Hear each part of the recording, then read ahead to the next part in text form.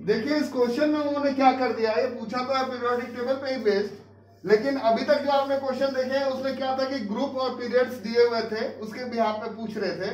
यहां उन्होंने क्वेश्चन में ट्विस्ट दे दिया है और वो पूछ रहे हैं आपसे, भाई तुम्हें एटॉमिक नंबर याद है?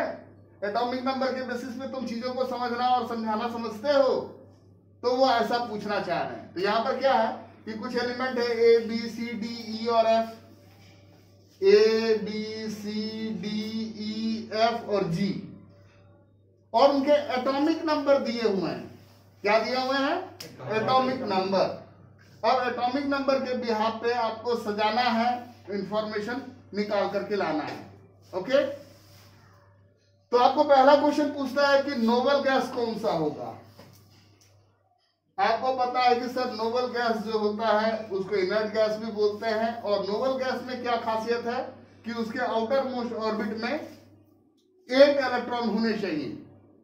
हीलियम जो है उसमें 8 इलेक्ट्रॉन नहीं होगा, लेकिन बाकी जो एलिमेंट है उसमें कितने इलेक्ट्रॉन होने चाहिए? 8, है ना। तो 8 बाहरी ऑर्बिट में होना चाहिए। ओके, तो यहां पर देखिए जैसे ये 8 इलेक्ट्रॉनिक नंबर वाले को लेते हैं, ई जो है उसका मान लीजिए एटॉमिक नंबर है 8, उसका कॉन्फ़िगरेशन कीजिएगा तो 2 और 6, बाहर में ये 6 हो गया, यानी ये नोबल गैस नहीं है। ये 10 वाले को लेते हैं 2 और 8, इसके बाहर में कितना हो गया? 8 इलेक्ट्रॉन, यानी ये एक नोबल गैस है। तो इसका आंसर क्या हो जाएगा? जी। अब बोलता है कि हेलोजन चाहिए। क्या चाहिए आपको? हेलोजन। तो हेलोजन के बारे में क्या खासियत है? हेलोजन के बारे में खासियत है कि उसके आउटर मोस्ट सेल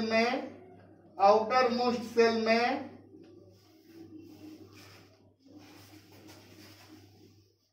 कितने इलेक्ट्रॉन चाहिए? 7। तो यहां पर हम जो देख रहे हैं ये 17 वाला एलिमेंट F, जिसका एटॉमिक नंबर है 17, उसको अगर क्लास कंफिगर करेंगे तो 2 8 7, आउटर मोस्ट ऑर्बिट में कितना हो गया? 7 इलेक्ट्रॉन, यानी ये एक हेलोजन है। तो उसका आंसर क्या हो जाएगा? F। अब बोलता है इफ B कंबाइंस, क्या बोलता है? अगर B F के साथ मिलेगा तो कंपाउंड क्या बनेगा? तो B जो है वो देख लीजिए, उसका एटॉमिक नंबर कितना है? 11। B जो है उसका एटॉमिक नंबर 11 है, और F जो है उसका एटॉमिक नंबर कितना है? 17, है ना। तो इसका अगर कंफिगर करेंगे तो 2 8 1, और इसको अगर कंफिगर करेंगे तो 2 8 7, है ना।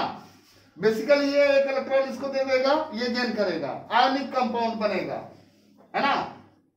तो B का भी वैलेंसी 1 है, F का भी वैलेंसी 1 है, तो ये मिलकर के क्या बन जाएगा?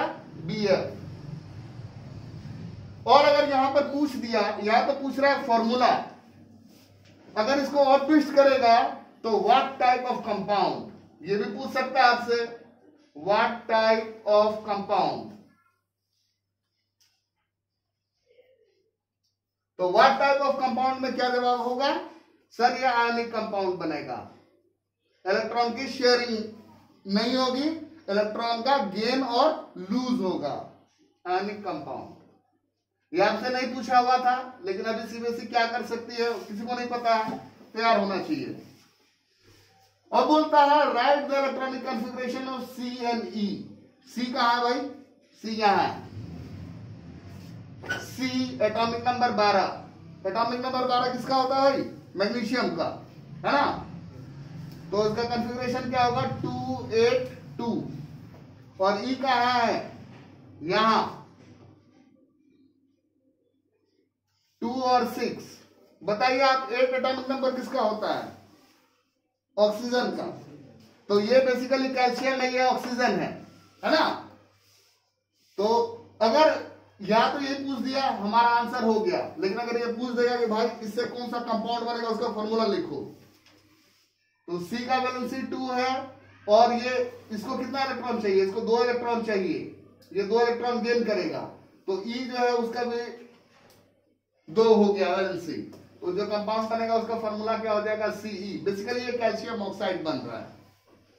तो इस तरीके से हम लोगों ने पीरियोडिक टेबल पे बेस्ड बहुत सारे क्वेश्चंस देखे। मैं चाहूंगा कि आप रिवाइज कीजिए, आपके अच्छे मार्क्स आएंगे। Thank you.